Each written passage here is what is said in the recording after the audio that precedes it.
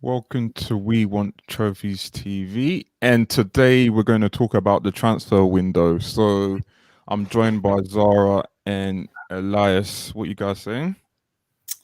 Not bad. I'm all All right. good, man. All good.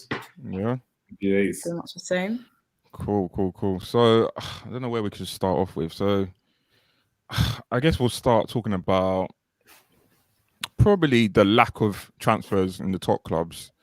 Obviously, Liverpool did sign one player because they kind of had no choice because of because of Tottenham.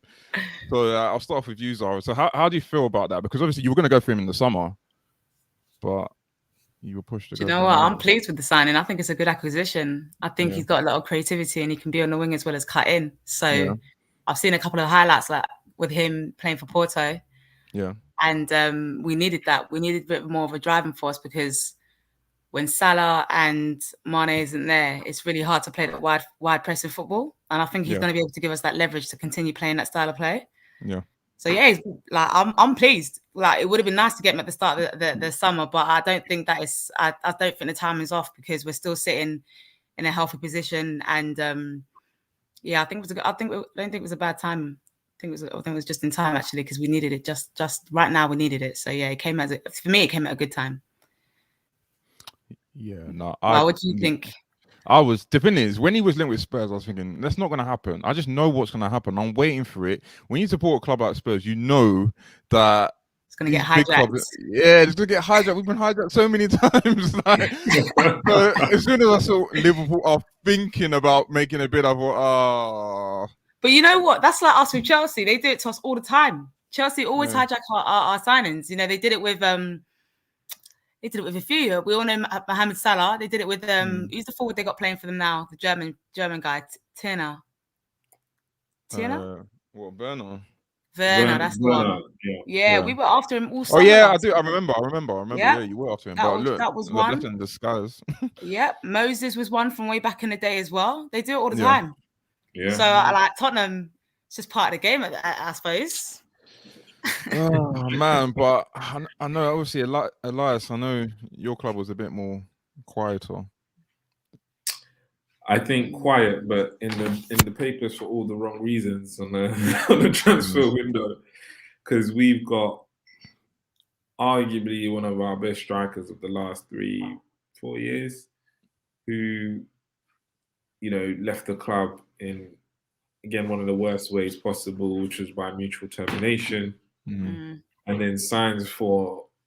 Again, it's always Barca for us. I don't know what this weird, strange relationship we have with Barca. People almost always leave on a bad note to go to Barca. They do actually. How do you feel about him going on a free transfer as well? Like that was such money. I know he's 30, 31 around that age, but it's still a loss.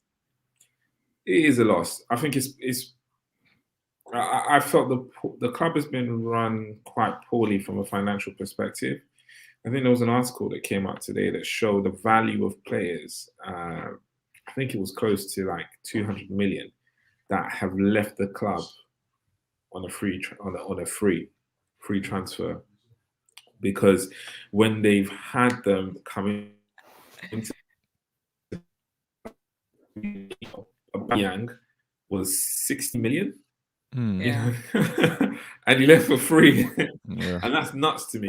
Yeah. So yeah, I'm not happy with the way, and I get it. I get what Arteta's trying to do. He's trying to set a standard and he's trying to lay down the law. But part of this is a numbers game, and that doesn't impress me. Yeah, he's left you with like literally two options up front, and both of them can't hit the goal like to save their life. So I don't know what they were thinking in terms of letting him go. I know sometimes if there's a toxic atmosphere, you have to get rid of someone, but now you're relying on basically three of your young players to try and get you goals, like Smith Rowe, Martinelli, and Saka. And you know what? See, everyone bangs on about Smith Rowe, and obviously the boy's good, but I highly rate Martinelli. Yeah, so do I. I highly rate that player. If I could take one player from Arsenal, I know Saka's good as well, clearly, but if I could take Martinelli, it would be him. Like I do think he's got it in him. Whether if he prevails to that standard in terms of being like an excellent player, I was wait and see. But But I don't know. Like I was having this dispute with my brother, and he was saying Smith Rowe over Martinelli, and most Arsenal fans would. But I suppose I was being devil's advocate, and for me, it's Martinelli. So I think he can be good. I don't know if he's a leader, but Yeah. you know, it's not bad. But yeah, Aubameyang is a great loss because you're left with Mr. Money now. Who's the other guy? The French chap. Well, Like I said. There we go. Yeah, you're left with him, and I don't think he's going to get you 15 goals this season. How many goals has he even scored? He plays too emotional, mate. Yeah, Oh, boy. I don't know. Like he's not even near double figures, is he? Nah, not this season. But I think what the big thing is for me is we have a really good system of bringing young talent through the squad. Like that's one thing Arsenal has always done. If anything, I'd say it's something that you tend to find with, but excluding Chelsea, the top six tend to do quite well. Yeah, or top four more, I'd say, which is Manchester United, Liverpool, Arsenal, Spurs. They've always got a good conveyor belt of talent coming through. Yeah, Chelsea just loans everyone. Yeah, that's true. However long, everyone else builds them up and then they come back into the squad. So I don't know if I'd call that like a youth development. And they buy the best talent, and which is why they got a slap on the wrist, you know, in the transfer ban. So I think like in terms of like who will be one of our biggest prospects, it's hard to tell now. I think Martinelli is class for his finishing, but I think Smith Rowe impacts the midfield more than Martinelli can. Yeah, fair point. And so if you say, oh, who has the ability to have the biggest influence on the game, that's why a lot of Arsenal fans, and the way we like number 10s and players, Smith Rowe fits that Arsenal mold, you know, someone who's dynamic, play between the lines, you know, he's quite agile, quick-footed. Yeah. He's almost like the new Jack Wilshere, but faster. Yeah, but I think he's better. Yeah, so do I. So did I. I don't know. I think Jack's talent was scuppered by his injury record. Because he was always injured. Yeah, he was always injured, but I always saw him as a bit of a novelty. I think Smith Rowe's probably got a better. I don't say better flow because they're both technically good, but clearly Jack Wilshere was as well. But I don't know. I just see more from Smith Rowe. I just think he's better. Yeah, I agree. I think they're completely different type of players, though. I think Jack was he was more of a he was a decent dribbler, can play nice pass and stuff like that. Smith Rowe is more about the end product. Yeah, good point. So I think that's the difference between them. I think if it was me, who would I prefer in my team? Probably Smith Rowe. Yeah. But I do agree with you with Martinelli. I do think Martinelli is like the one that I think will go on to be the best out of the three of the Arsenal young attackers, because I just think he's got a lot more. He's got the X factor, and I think before he got injured, we saw it, and he got injured, and he had a few injuries here and there, and during that time, Saka emerged, and Is that because he's Brazilian? Is that why you guys are saying that? No. If his name was Gibson, would you be saying the same thing? No, he's good. He's good. Yeah. I get what you mean though, because we always do that than what they are. But he's good. I think he's good. He just needs to stay fit.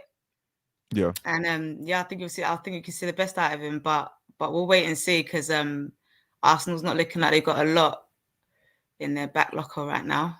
Nah, no one threads. I think it's going to be a tight race, really, and with what Conte is doing that, you know, Spurs across the road. And I don't know. I think I guess it's good for neutral people, innit? They get to watch a really tight, you know, race. It's obviously Man City's almost run, you know, gone with the trophy pretty much. But as we know, this is the Premier League. Anything can happen. So I've got to be optimistic. I don't know, man. They're not going to run with it just yet. It's if they draw 2 games, Liverpool keep winning. They're like, we'll be right back onto them. I can't say it's a write-off just yet. I don't know. Not yet. It's a long season, you know. Yeah, but I can't see them losing more than, let's say, 2 games. I can't see them That's that. all it And then, takes. but then I think Liverpool will drop. I don't see Liverpool winning all the rest of their games. That's I the want to thing. be optimistic and say we will. Said the fan. I want to be optimistic and say we will, because no one thought people were discussing it in terms of how Liverpool gonna keep it up without Salah and Mane, and we've been keeping up the standards. Obviously, the football ain't been as pretty, but we're still playing good football. To me, I think we've still been keeping up that philosophy of play. So I think we're doing all right. Thank God for Diego Jota, because with the he's a must. But no, like we've kept up expectations with or without Salah and Mane. So I don't know. I'm not saying that we're gonna go without the season just winning every game. Probably will draw a few, but I don't see. Surely Man City can't go the whole season winning everything. They've got Champions League to consider. They're still in the FA Cup. I know they got a lot of depth in their squad. It's tight. It's going to be tight. Yeah, they have the depth. They are almost a complete team. They got better depth than us, 100%. But then one of their players didn't go to Barcelona, Torres, or did I read that wrong? Yeah, Fernand Torres, but he wasn't playing. Player. He wasn't even playing, so they weren't. He was a novelty.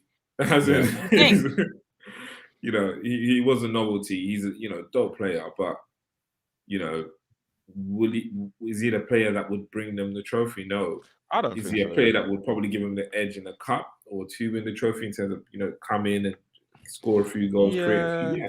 I think he's a bit part player really, and to be honest, like they spread their goals about, so exactly for them it's like why? And I think he wanted to go back to Barcelona from my understanding, back to Spain, so they're not gonna stop him. But in terms of obviously Liverpool top 4 race, Liverpool going towards the title, but the rest of the wider top 4 race, do you think the transfer window has changed anything, or do you think it's still the same as it was before? Oh, that's a good question.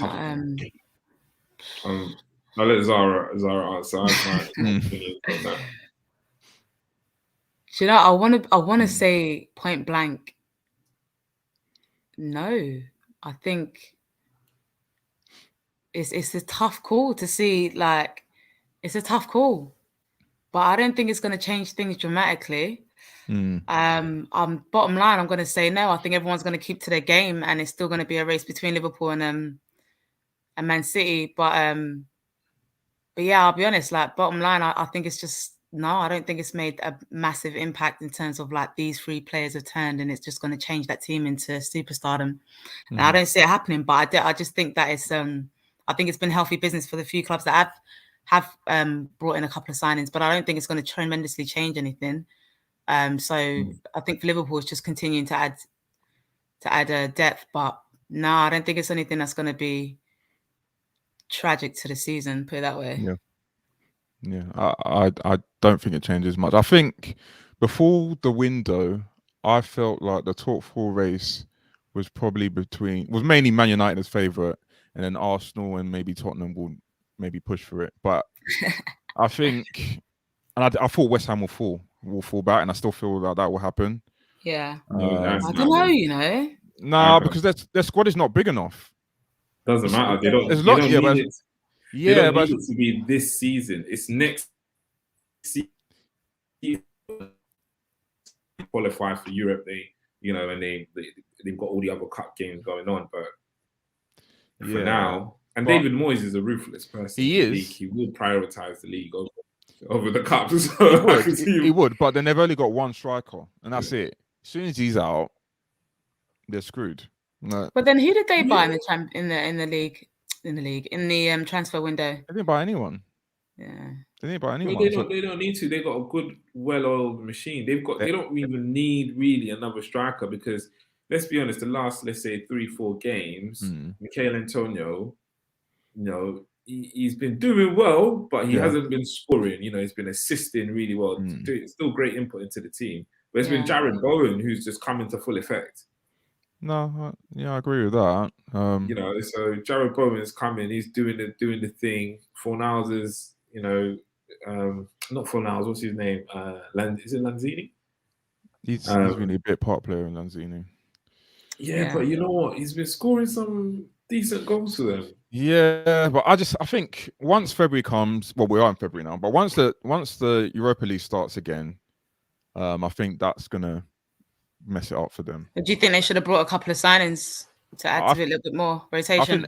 I think they needed a backup striker, and I think they probably needed another centre back because, their centre back options. You got Kurt Zuma, but then the other two, I'm not too sure about them, because look, when Zuma and what's his name was out, Obona. When they were out, they were just then they started to concede goals, and Obona's out for the rest of the season, I think. So I'm not sure. I'm not convinced by them. Like I think they're still going to be there, and I think they'll probably come like top 6, top 7, but I can't see them. I just can't see them going for the top 4. I just don't think that's going to happen. You never know. I mean, last year Leicester City really pushed it to the edge. Exactly. Went on to win the FA Cup as well. So there's always one team that over precedes in expectations, and I think it's West Ham this year. Like they could do a Leicester and go on to win the FA Cup and get a decent finish. But like I said, I'm not writing it off. Not yet. Yeah, I think it's a tough league because when you look at is it tough? I think it's where it's not the top, it's tough, and there's almost like competitive heat spots. So if you say like between I think let's really be realistic in it. There's one place in Europe up for grabs, and fighting between it is United, Villa, Arsenal, and Spurs. I won't really put Wolves into that. And you got 4 people fighting for that one spot. Let's be realistic. So between those two is a 4-point spread.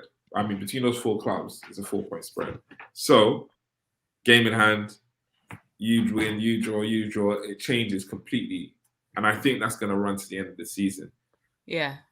Even with West Ham probably still being in the mix because they know what's working for them. And let's be realistic, they're probably arguably the most consistent out of those 4 clubs I mentioned. Yeah, they are. In terms of performance, they've probably been the most consistent. United are always just grinding out results they shouldn't do. Yeah, but that's the thing. We don't know with Man United what's going to happen because we hear with Rangnick that it takes time for him to get his methods across, and there's not been in games for a few weeks. So I guess we're going to see whether whatever he's been doing with them is working. But I just think they've got other problems on their hands. So I don't know. I'm not going to go into Man United, they're another one. Like they did. Who did they buy this January? I don't think they did.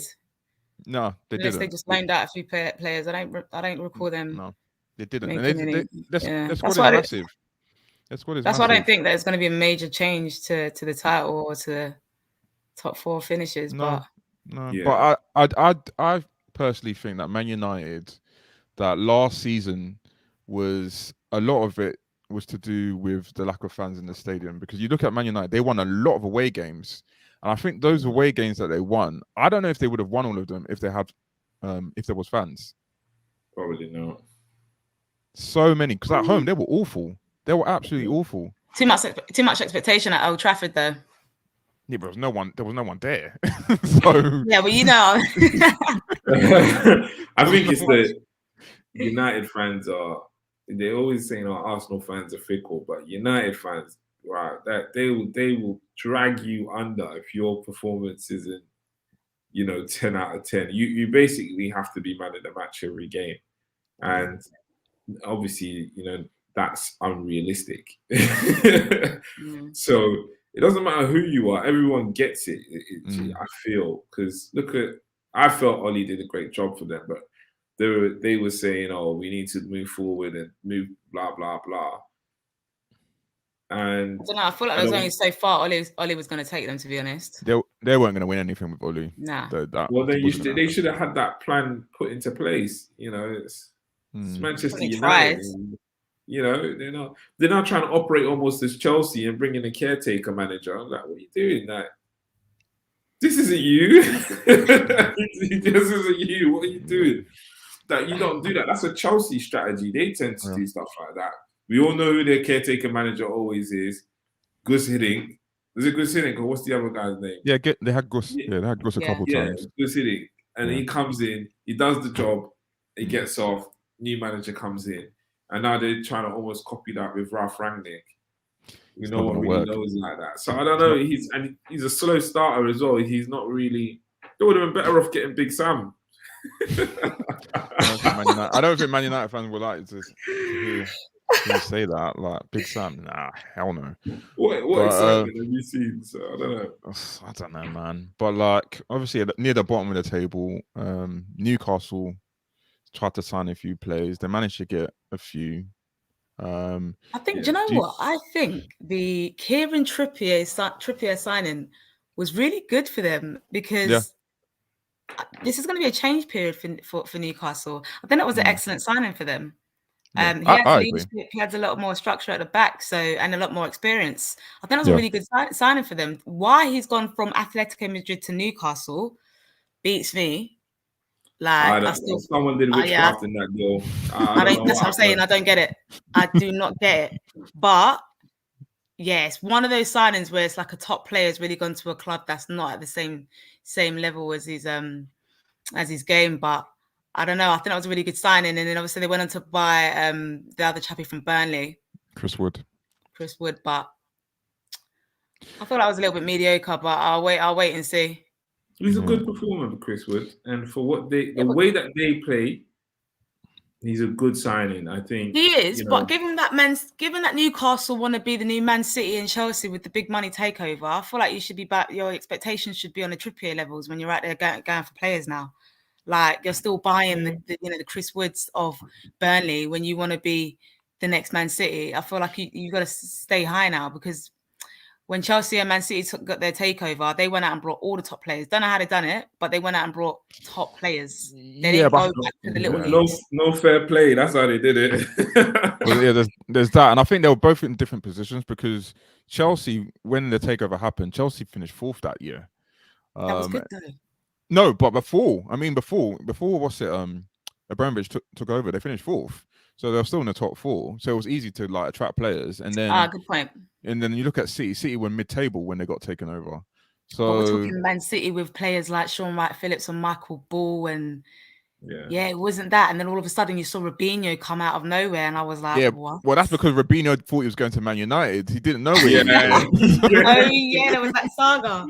Yeah. So who knows what would have happened in that instance? So I don't know. I think Newcastle, everyone knows Newcastle have got money, so they're trying to be smart about it, because if you just throw money out like that and it doesn't work and you get relegated, you're left with spending so much money on players that really are not worth that amount.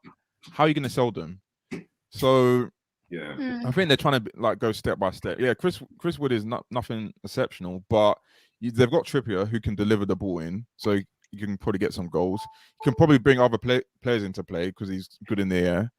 So I don't know. I feel like I don't know. I feel like there's terrible teams. There's terrible teams in the bottom. That's what makes them really good, because they brought someone in who can take advantage of their aerial threat, because they're quite a tall squad. Loads of in terms of their front line, excluding Saint Maximin, but you got someone who's direct, and then now you got an aerial threat with Chris Wood.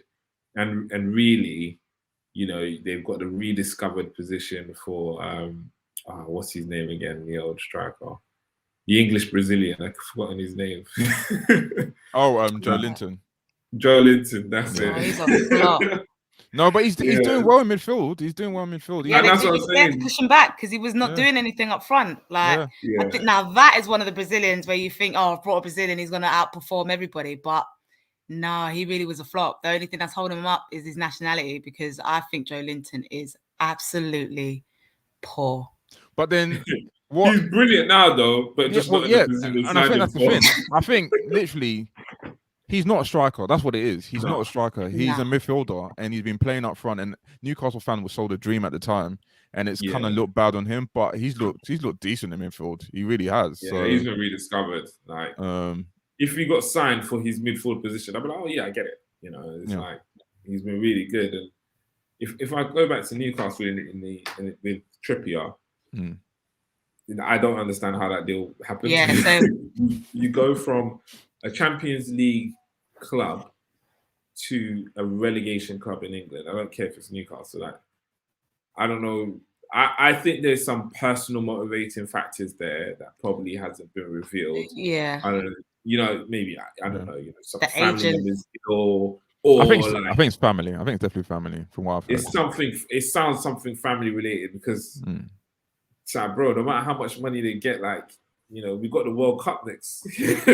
Yeah. It makes no sense, like, downgrading your football. You know, you're not really gonna compare the football you're playing at Atletico to the same, you know, quality you're gonna play at Newcastle. It has to be family. 100%. I think it's outside factors which has influenced that deal, because again, it doesn't make no sense from the tier that he was playing at to Newcastle. It makes no sense. But for Newcastle, looks great. So it's a fantastic signing for them. Yeah, it's absolutely great. Don't know how they pull that off. But do you know who I think's done well in the transfer market? I mean, I'm gonna move on to Aston Villa swiftly, but although they're my rivals, I've got to give it to Everton. They went out and brought Dele Alli and God, the other one's off my head. Who is it, guys? Who's the second player that they brought? Was Van it Van der Beek? Yeah, that's really good. I know they got him on loan. Yeah, but that's some good sign. That's some good signings. I think so because I think Van der Beek, Man United. I don't know what they were doing with him. It's just not working. Yeah, because that was just cruel. Yeah, I think do you know he was close to ruining his career. He was Theon Van der Beek. That's what he was, you know, from Game of... I don't even see Game of Thrones when they captured Theon. They kept him in the side. Literally. That's what they did to Van der Beek. Yeah, that's literally what they did to him. So he was not used there. You got Dele Alli. I think he just needed a move. Like, as much as he needs a fresh start. Like, as much as I wanted him to leave, it did burn. Like, when I saw him, like, do his tribute thing yesterday, I think, oh, no, he's gone. And why did it have to end like this? But he needs to be under a manager that plays to his style of football. Dele Alli has to be in a team that play attacking football. He can't be no defensive team. It just does not suit him. And I agree with you, but I think he's not the easiest character to work with. Like, he's not the easiest character to work with. Dele Alli seems quite... Nothing's wrong with being headstrong, but he seems a little bit too far-fetched with it. And it's like, if he's just not willing to do it, he's not willing to do it. I think I rate Dele Alli as a footballer. Not the biggest fan of his attitude, but I don't know. I'm not going to say it's the managers. I actually think it's him why he doesn't want to perform for Tottenham. Or didn't perform for Tottenham, should I say. Personally, like, I don't know what's going on in his personal life, but I feel like there's other contributing factors to why he's been the way he is. I know he's had issues with his father. So I don't know. Yeah, but I don't know. But like, I think ultimately we don't know. But yeah, I think, you know, one thing I've learned in football is you never have the whole picture.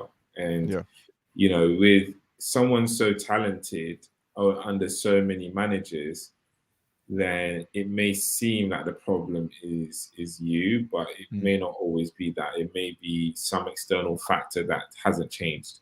Yeah. So we know, like, I don't really watch him and think, oh, this is the, you know, he's super lazy or something as such. I think he still tries. It's just it's just not clicking for it. And that's why the right thing for him to do was just leave the club. You know, I think he did the right thing. And obviously someone at Everton tipped him off saying, look, Lampard's in the running for the management job. I think you should go there. He will know how to get you, you know, get the best out of your game. I think he will, though, you know. Yeah. He will. I think Lampard will.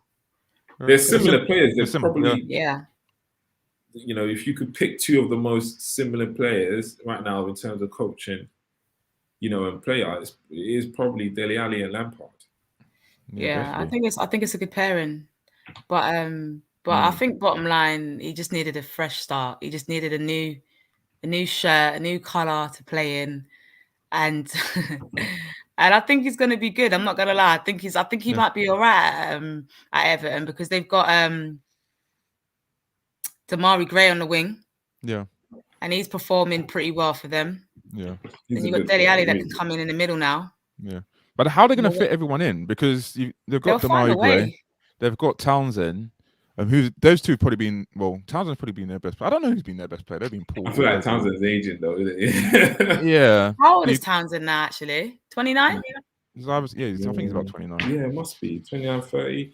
Because they bought a really good player to add to that in El Ghazi from Aston Villa. Yeah. Well, that's a funny one. Quite consistent. That's a funny one because from what I don't know if it's true, but from what I heard, when they bought El Ghazi in, Benitez at the time didn't want El Ghazi. Really? So, yeah, it was like the club brought him in. So yeah, they've got a lot of options. We'll see how it goes. But I feel like Everton are going to score loads of goals and concede loads of goals. Mm. Well, do you know what? I don't see them scoring loads of goals. I see them playing very well and getting good goals. So I don't see them scoring a ton full of goals though. Like, who is it they've got up front besides Dominic Calvert-Lewin?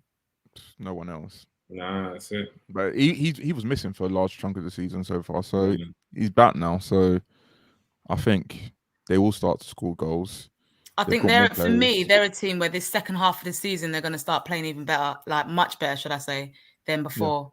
Yeah. I don't want to give it to Everton, but in terms of who's going to make a change, it's definitely for me. I'd have to say it's Everton is going to move forward and do better this side of the season, given the signings. Given the signings, you're right. Yeah, no, I agree. I'm hearing some of their fans say relegation battle, but I don't think that's. Nah. I think they're going to move up now. I think it's up, and I think it's nothing but forward for them now. I can't lie. I'll be honest. Yeah. Yeah, they've got a really strong. Like when you think about what they've got now, they've added Dele Alli and Donny van der Beek, who's going to add creativity in the center of the park, and the other person who scores goals for them is another Brazilian, Richarlison.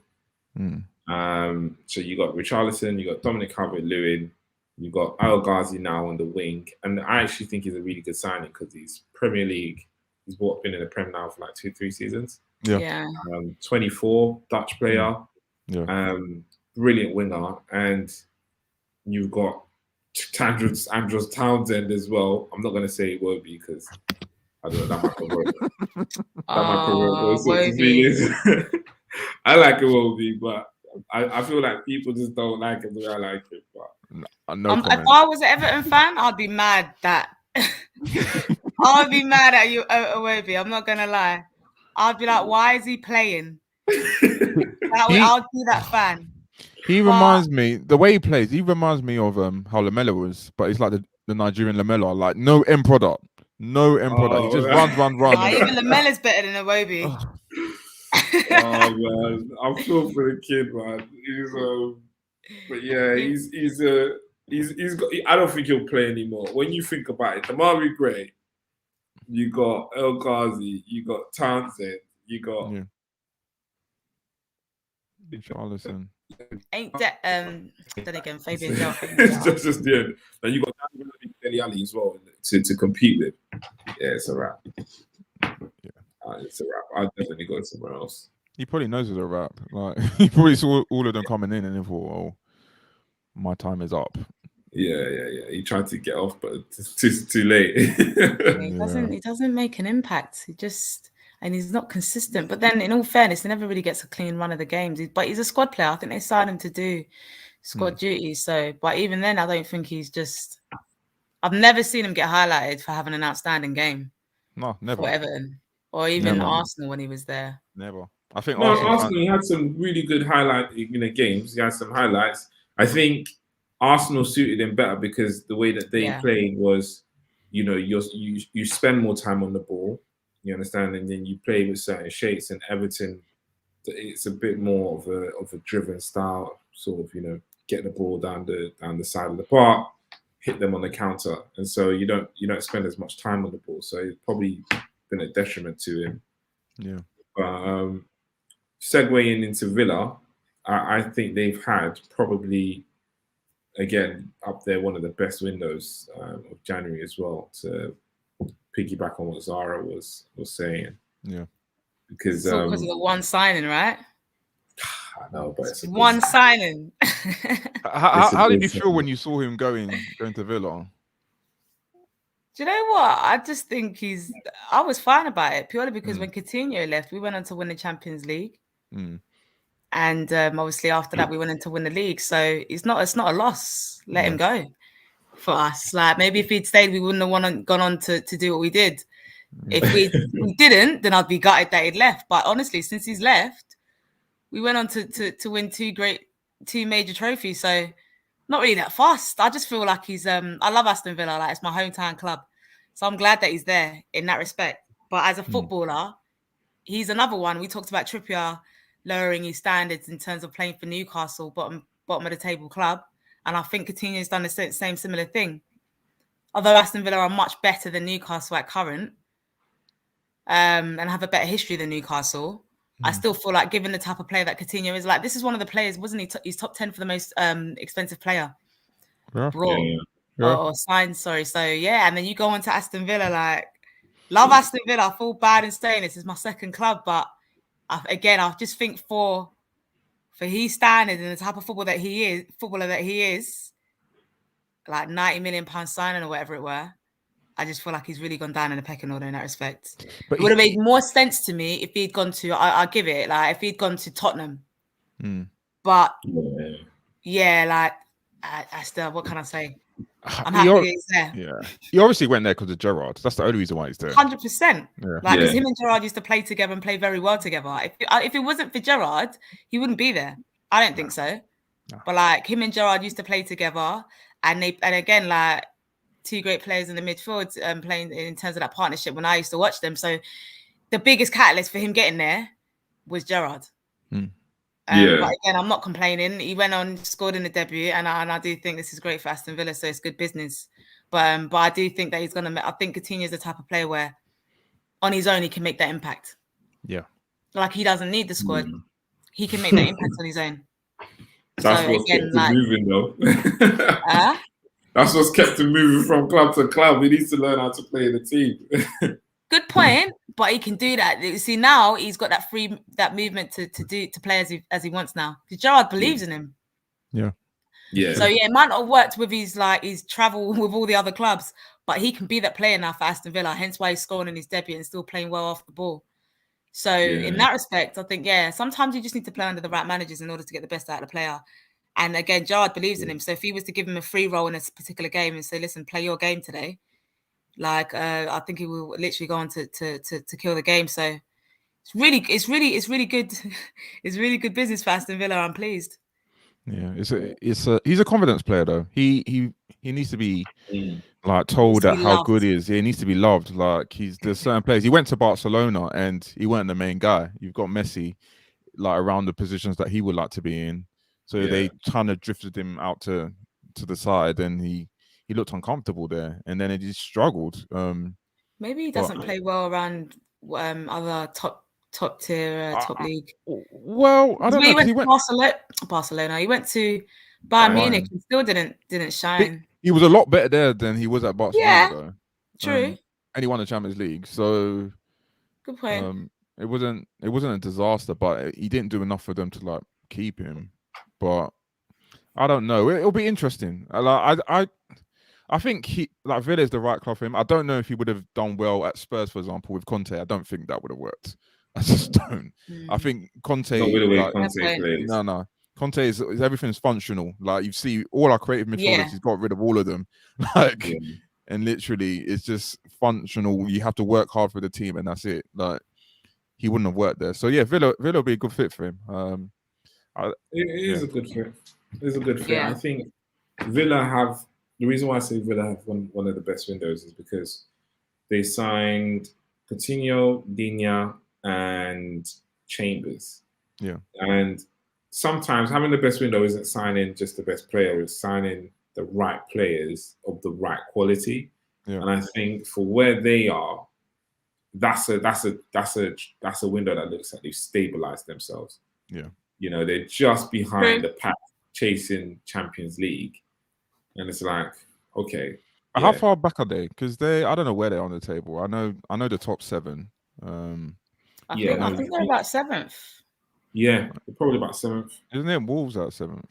No, Spurs are 7th. Spurs are 7th. Wolves are 8th. Spurs are 7th. What are you guys doing 7th? I can't believe it. Spurs have got games in hand. Villa's 11th. Oh, listen, we're thinking they're better than what they are. Villa are 11th. Villa are 11th. They're 11th.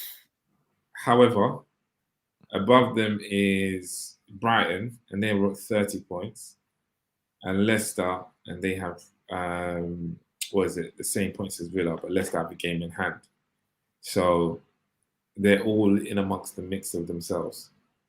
It's not. I reckon they'll just come top 10. I don't think it's going to be anything more than that. I think the top 7 are gone, and then the others can fight for whatever they want. Like, I just don't see them coming there, because I think the consistency of the top 7 compared to the rest, like the rest can go and lose like 5 games on the road. Like, that's the difference. I don't know. The rest you're talking about is Wolves and Brighton, who are. Well, Brighton just draw all the time, so they're not. Brighton are one of the scariest teams. Yeah. No one in the top 7 want Brighton. Nobody wants to play Brighton. I don't know how Brighton are sitting even top 10. Because they just draw all their games. They've lost 4 games this season. Yeah, they're above Leicester and Aston Villa. And every time I see them, they draw. Yeah, they draw. Because they just can't finish their chances. That's what it is. Like, if they had like a decent striker, Brighton will be in the top 4. They've hit equilibrium for the attacking football they play. Yeah. The output that's required, they don't have it, so they just end up drawing. But they were a brilliant squad. I've said from the jump, I would have taken Graham Potter at Arsenal, because the football he plays, fantastic, brilliant football. Yeah, I agree. Football. I haven't seen an English manager play like that in forever. Mm-hmm. There's no English manager, unless you beg to differ. Unless you can tell me an English manager who plays that attacking style of football. I don't know any. Nah, you got a point. I don't, because we were linked to him in the summer, and I was hearing he didn't really want to come, and look, Spurs are a mess, so why would you want to come? So when we ended up with Nuno, I was vexed, because I would have rather had. I love Graham that. Potter. I was like, this is great. Yeah. Like, why are you signing Nuno? This is fantastic. You don't want to be in the top 4, and you go and sign a manager that's never really been managed a top 4 club. Like, this is great. Hence why it didn't work out, and you're still in the same position. Like, it's beautiful. So utter disaster. I remember that last game he had against Man United. Everyone knew he was getting fired. Like, it was so toxic that day. It was. Let's move on from Nuno. I just feel like, do you know what? I was reading one of the comments with on YouTube under Tottenham and all of that. So I was watching a video on them, and one of the fans made a good point. They said that since what is it, Pochettino? I pronounce it. Yeah, Pochettino, since he's left, you'll have been struggling ever since. I think they said that he was better off keeping him, and I think that really was the case. No, like, the thing is, something had to change, but I didn't think Daniel Levy should have just given him a little bit more time. The thing is, what he should have done is given him money to buy players that we needed, because that squad was aging. The squad was aging. We let Dembele go halfway through the season, and when Dembele left, we just went on free-fall, and we just stayed in the top 4 that season because we were way gone. But don't do that. He worked a miracle and kept you in the top 4. No, he did. He didn't have a transfer window. No, he did. He did. But that last Tottenham won 3-4. The reason why he got fired, because from February till the point he got fired, they were appalling in the league. It was the Champions League masked all of that. They were losing game after game to everybody. Well, I think you had a better season then than you are having now. Imagine. Yeah, because like the first half of the season was great, but what people forgetting that season, we drew only 2 games. So because we won loads, it kind of masked the fact that we lost like 13 games, which is appalling. So something had to change, because there was lack of investment. You mentioned like the transfer window when we didn't spend no money, and the squad just became dull. And then you got Danny Rose talking at the time about all the players and their money. So the atmosphere was just toxic, and something had to change. Something had to change. But when I watch Tottenham, they just don't seem like they've got any flair. Not by anymore. the time they've walked on their pitch, they're going for a draw. They just don't have any enthusiasm, let alone their philosophy of play or tactics. They just do not have any flair. Like last 50-50 ball, it's like the player's already gone into it, the 30% positive chance to win it. Like they just don't play like they want it. Yeah. The only time, and maybe I'm being biased here, guys, I'll be honest, but the only time I saw Tottenham play well, you know what I'm going to say, was when you played against Liverpool and got the 2-2 draw out of us. That really frustrated me because it was Champions League final for you guys. And that matter of fact, it was World Cup. See, watched the season from the start to that game and said, this is the best I've seen Tottenham play. I'm not going to lie. That's the best I've seen Tottenham play since Pochettino was there. That was like... I was annoyed. Yeah, we played well that day. And funny enough, Dele Alli played very well that day, but he missed the sitter. But yeah, no, since then, we just gone backwards. But I do think Conte is going to change things. I think he will. I think we've got a manager. I don't know why he's at Tottenham, but I ain't complaining because he's elite. I think when it comes to elite managers, the only ones in his league are Guardiola, Klopp, Tuchel probably, but I don't think anyone else is.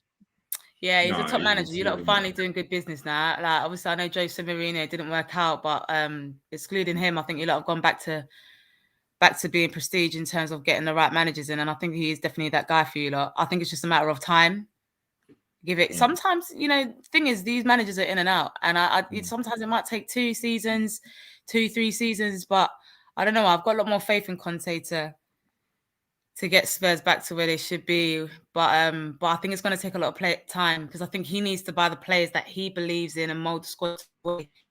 It sounds very generic to say so, but I feel like once Conte's got his squad, then you guys will definitely be going back to where you need to be. But until then, it's just such a transitional period for you lot.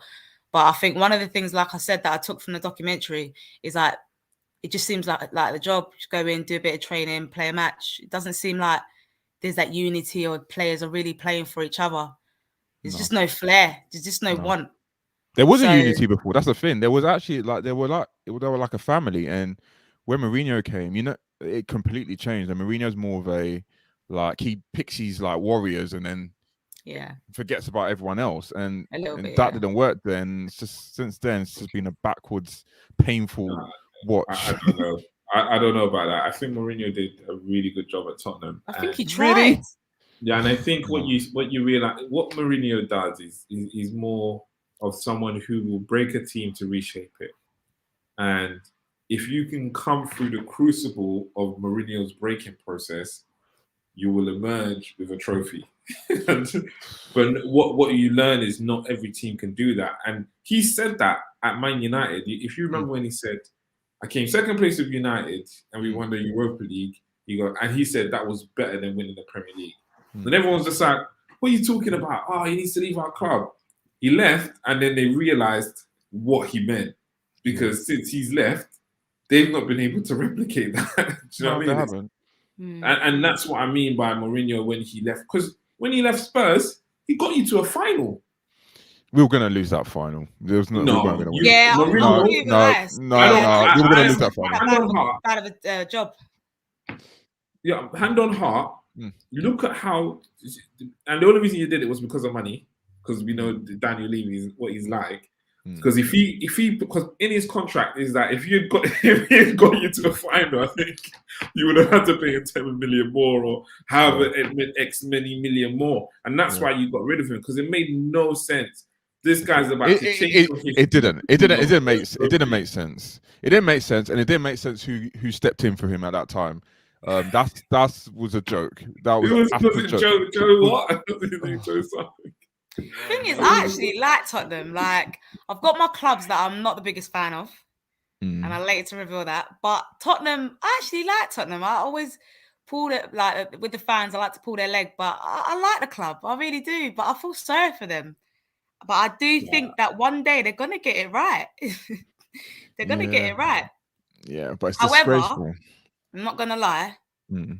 I do think that I think you lot deserve to get to the finals that year, I must say, because I think you knocked out some really good clubs in order to get there with Dortmund and so on and so forth from, I think it was the semi or quarterfinals. Yeah, they played well. But we didn't turn up in the final. We didn't turn up. You played Liverpool, so we didn't. Liverpool didn't even play well. Liverpool didn't even play well that day. They didn't have to play well. Like from minute one, Sissoko doing what Sissoko does messed it up for us. And to be honest, if it wasn't our teams, I thought that was one of the worst Champions League finals. To be honest, I thought it was so poor. It was both teams. Both teams looked like it was pre-season. It was hard to watch. Well, I don't know if we played that bad. I just think we played a little bit all right, but it was enough to beat you guys. Yeah, because we were awful. Like we're awful. We played a striker who couldn't move because he just came back from injury. It was a poor game. It was a very poor game, and it was the end of an era for a lot of those Tottenham players because, So would you say that reaching that final was a fluke? It definitely was a fluke. It was 100% a fluke, but I wouldn't complain about it because we should have lost the City because they should have peppered us because they had chance after chance after chance. We should definitely have lost the Ajax. I don't know how we turned that around. Yeah. I think you lot played well. This is why I said that you done well to get to the final. I think you deserve to be there. But even that game where we won 3-2 at Ajax hit the post. I don't know how many times that game. Like Ajax should have scored like 5-6 and they didn't. That's their fault though. Yeah, it's their fault. The only game that I would say we really, really played well was when we beat Dortmund 3-0 at Wembley. That was the game. That's why I highlighted it because I think it was a good game. Two legs, which played two good games of football. Yeah. But begrudgingly, as an Arsenal fan, that was a good game. It was. Go on. I was gonna say, speaking of Spurs. How do you feel about Ericsson going to Brentford? I think it's good for him. Like, obviously, everyone's. Just be honest. People are scared to take him because the insurance is probably very high, considering what happened to him. So I think it's a good thing. Like, if it works out for him, he'll get a move to a decent club off the back of that. So he's going somewhere where he knows the manager because he's Danish. He's worked with him when he was younger. So I'm happy for him. Like I did think, do I want him back at Tottenham? But no, I think that ship is sailed. Like, it's done. And I think, I hope the best for him. Yeah, I don't think I think given everything that happened to him with the finals in the international games, I think it was more of like it's more of a personal. Like everyone's just going to say well done, and I hope that his career continues to go well from after that. I don't think it's like, he should have this and he should have that. I think people just want him to be all right now and get his football going again. So yeah. I wasn't surprised to see that a club picked him up because I know that obviously he's a good player.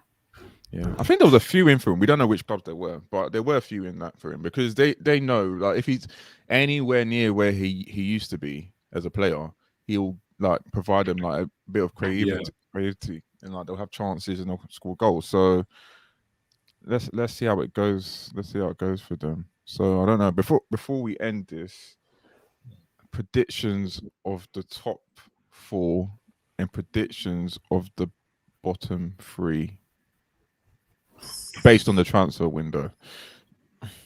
Has it changed? Based on the transfer window. Well, basically, since the transfer window, has it impacted what you originally thought? Elias, you go for it. I want to hear what you're saying about it.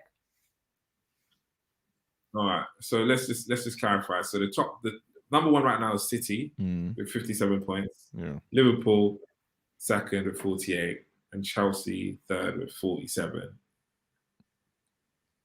I probably think that's how the league will finish up with the top 3, unless I don't think I even with the acquisition of his what's his name the Luis kid, Luis Diaz. Yeah, I don't think he's enough to make a difference to the existing squad City have. That's my personal opinion. I just think everyone's so gassed off City.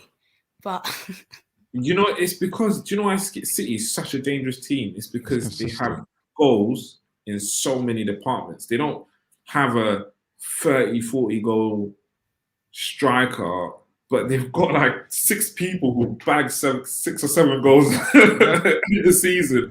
Yeah. That's what makes them scary, and it ranges from defense to the forwards. Yeah, I mean, the thing is, I mean, I say everyone's gassed off City, but the club is, they are superb, like they are, and I'm not gonna lie, like, and I'll wait to say my top 4, but I get it, I get it. Put it that way, I get it, because the team is untouchable. I'm not gonna lie. Like It's, with City, you have to get over. You have to get over 95 points to win the league. Basically, and they're nearly there. Yeah, look, they're nearly at 60. So, sorry, the league's done. As far as I'm concerned, it's done. It's not. Done. I don't know. It's Liverpool, not done. As a Liverpoolian, you should say that, but you should say that because what, you got a game in hand. Let's say you win your next game, that puts you at what, 51 points versus 57? Yeah, I would say I would take my chances with that as well if I was. I mean, to be honest, like Edwin, I just looked at the goal stats now, and we've scored more goals than City this season thus far. I know you have. You know, and this is the team that right now, I mean, obviously I've got to highlight it. Salah and Mane aren't there. We're still keeping up with the standards, as I said previously. So, like, obviously, as great as Man City are, we've fully scored. Like, I mean, it's only 3 goals difference, but with them on 55 goals scored and us on 58, but we've scored more goals than them. Yeah, so it's not the goals. Yes, I mean, he could be that guy. It's not the goals for you guys. It's you've won 14 games. City's won 18. Yeah, so well, it's not like you've lost it. You've drawn those games. You know, I get you, but when you get silly Tottenham trying to play out of their socks, and everyone's trying to beat the goat, aren't they? This is it. You know? And that's what I mean, because those are the games that City have just killed off the competition. They kill off hope, and you know, I think unless Liverpool come with some new Gengen Press version 2022, you know, then we'll see. But you know for me, I think it's going to end up being that same trio. It might probably be like the other season where it'll be like 95 and 92, whereas in any other world, that's enough to win the league. But, you know, in this league, it's not. Relegation, bad boys. It's yeah. Oh, wait. So just to give you my top 4. Yeah, go for it. Now, the fan in me wants to say Liverpool first. Yeah? I'm not going to lie. The fan in me wants to say Liverpool first. I'm still going to say Liverpool first. No. I'm still going to do it. All right. To be a football critic, I'll be honest. It's Man City. Pains me to say it. Liverpool second. I am going to go. But something with Chelsea, they're on our back. They're on our back. Like, anything happens, they're onto us. We are only 1 point ahead. And they've got 2 games. We've got a 2 games advantage, but they're onto us. So it's tough. It is tough for me to say Chelsea third, because something's saying anything can happen and they just swipe in and just get that second spot. But I wouldn't write them off. I wouldn't write off Chelsea, but I could never write off Liverpool either, given how, you know, how well, we know that Liverpool and Man City play some great football, but I just can't write off Chelsea for second spot. But I'm going to have to, just for the sake of conversation, and say, yeah, I'm going to say Man City first, Liverpool second, Chelsea third, so not much change in there. And I don't think Man United are going to get that 4th spot. I'm going to be a gold bit of a devil's advocate here and give it to West Ham. West Ham? I am. I'm going to give it to West Ham because Man City just got Man City. I just don't see Man United prevailing. I think they're going to lose some dumb games where you're like, well, how did they lose that? I mean, the game against Brentford, I think was one of them, where it was a draw. They beat Brentford. I think they beat Brentford. They lost to. It was the game. It was one of the games where they got battered by Brentford, but they beat them. Yeah. Then maybe it was maybe it was the performance. I think. What was it? I can't remember. I think they lost to Villa. They just beat Aston Villa. No, didn't they lose to Villa in the league? Wasn't it a 1 goal? Who was it? 1 goal to Man United or Aston Villa? I think they lost. I need to check that. Villa. No, I think it was Man United. I think they just beat Aston Villa. Literally scraped it. Man United. You're right. I think Aston Villa played very well. Yeah. It was Man United. Oh no, actually, it was a draw. They drew. Was it a draw? They drew 2-2. I remember. Felt like a loss. Yeah, because that's the game Coutinho scored. Ah, right. Yeah. Okay. Yeah. They drew 2-2, and then it was in the FA Cup that Man United won 1-0. I just don't believe in Man United this season. I think it's just as simple as that. I just think anybody's going to come in and just sweep him. I'm never going to put Arsenal top 4 because I can't stand the club. Sorry, Elias. But don't worry, Arsenal will be 4th. You heard it here. I can't stand it. Arsenal will be 4th. Edwin, you know how I feel. I'm biased, but even I'll say as a football critic, all right, cool, Liverpool 2nd, but I'm not giving it to Arsenal with 4th. I just can't do it. So I'm just going to give it to West Ham. I just feel like they're going to shock us. What do you think, Ed? I think City will win. I think Liverpool will come 2nd, Chelsea 3rd. I think the 4th spot. I'm gonna say I'm just basing it on their squads. I'm saying Man United, but I do think it could possibly, even though I don't rate our team, be Spurs. I don't think West Ham are going to be there. I honestly don't. I think Arsenal's Achilles heel is they don't have a world-class striker. I think that's going to be their downfall. So I feel like there's going to be games like the Burnley game where Arsenal should have battered Burnley and they drew 0-0. Yeah. And I think that's going to impact their season. Even though Arsenal they've only got league games because out of the cups. Yeah, that's a good point. So even more the reason why they can play well in the Premier League, actually. Yeah, they're out of the cup. So, but it's just, I just feel it's the games where they should put teams away. That's where they're gonna like. Maybe. Don't worry about us. We'll do that this season. Yeah, we'll continue. He's got faith. We're okay now. We got rid of Aubameyang. Bless him. He was a good servant. But no, I think personally, 4th spot. I think Arsenal have arguably the best chance. I hate to say it, and I agree, but I'm just not going to give it to them. I agree, but I'm just not going to give it to them.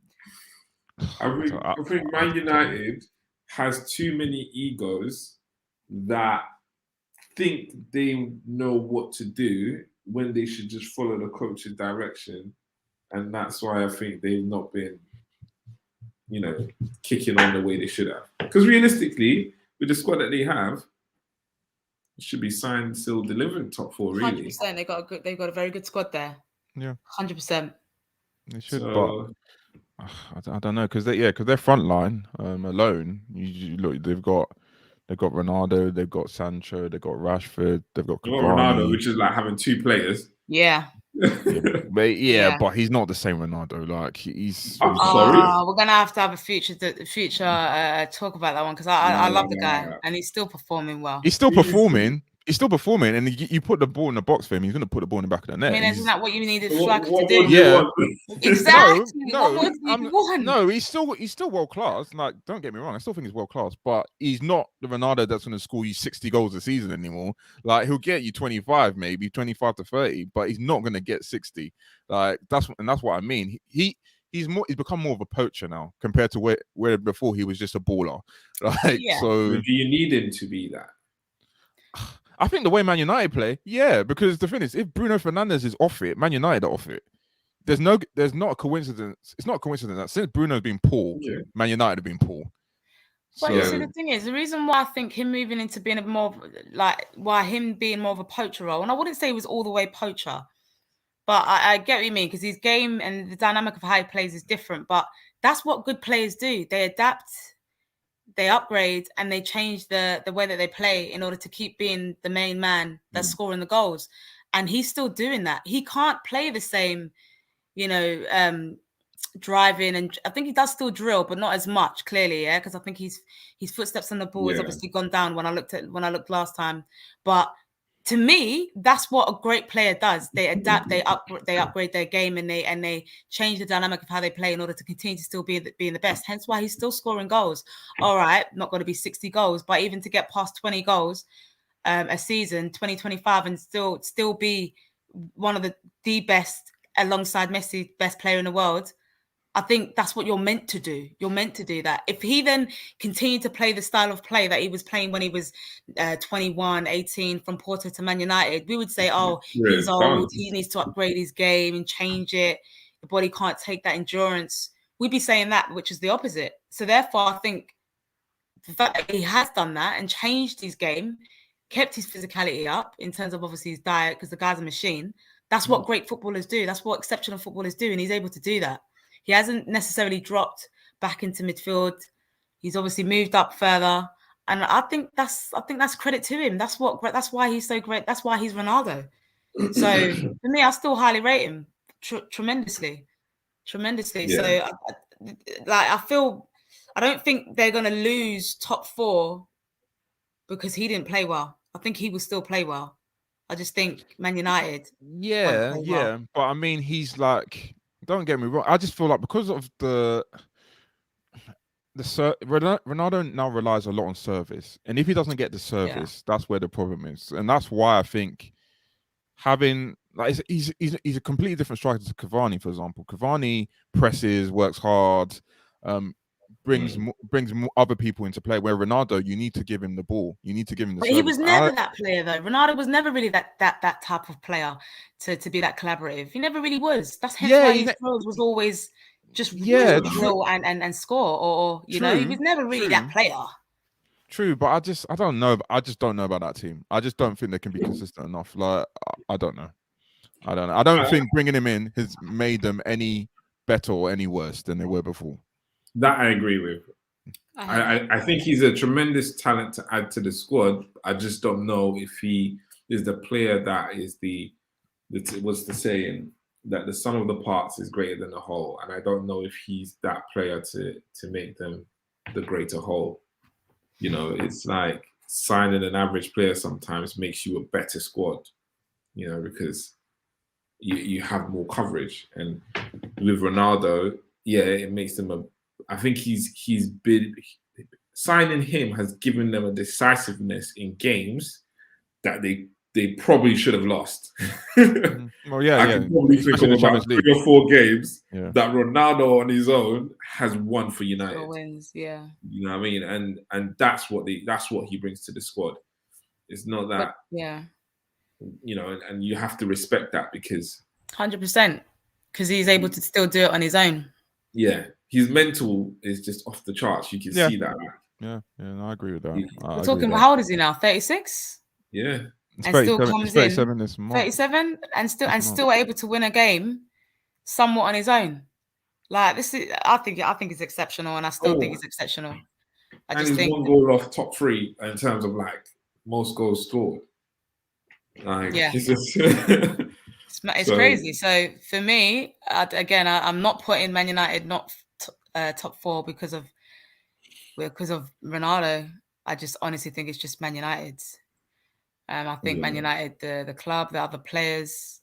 I even had an interview saying that the young players aren't as they don't listen as well as previous generations did. I think, but we think I'm not going to talk about him, but I think we know who he was talking about. So, who do you think it was? Or do you want to skip around it? He who shall not be named. We'll say that one off air then, innit? Voldemort Greenwood. What do you call it?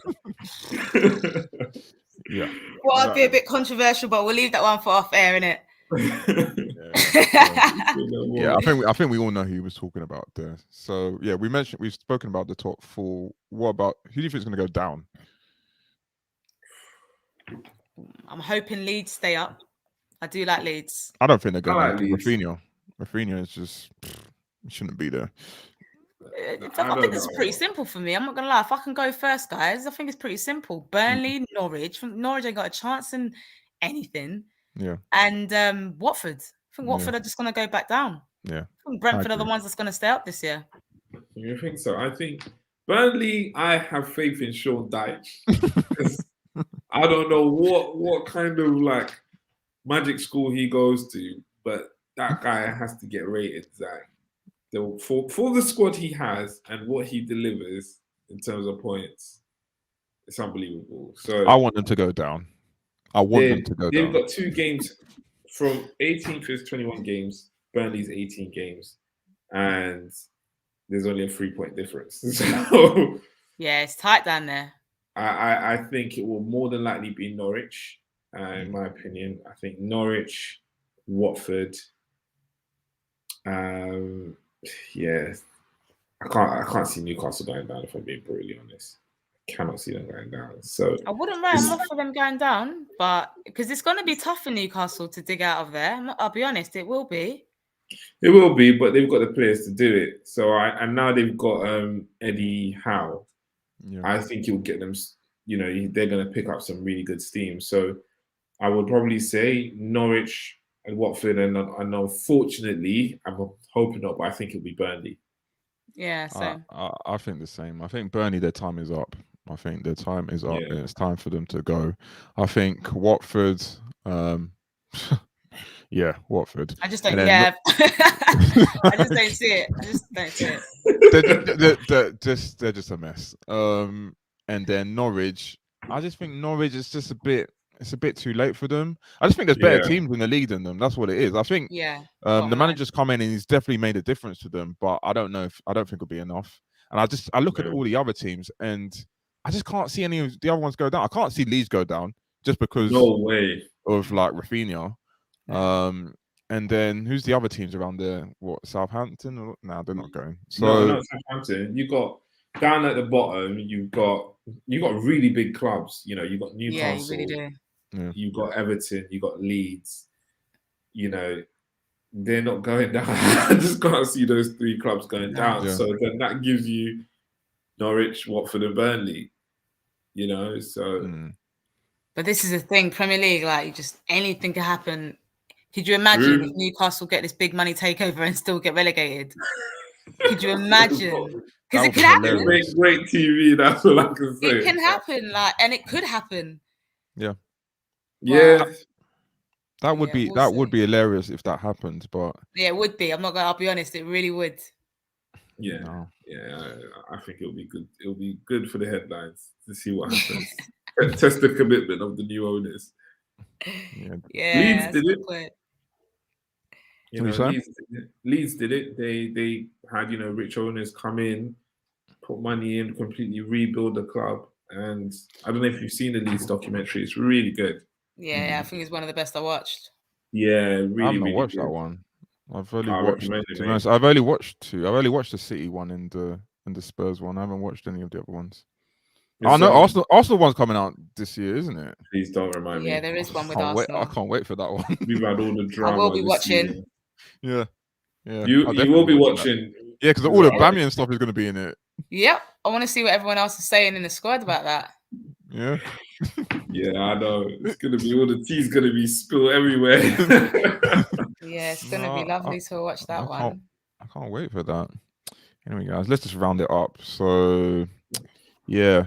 Guys, thank you for watching. Please like, subscribe. There'll be more of us at some point. There'll be weekly episodes. You guys are going to come back on, aren't you? 100%. Yeah. Thanks for having me, guys. Yeah. So until next time, guys. Peace. Deuces. Bye.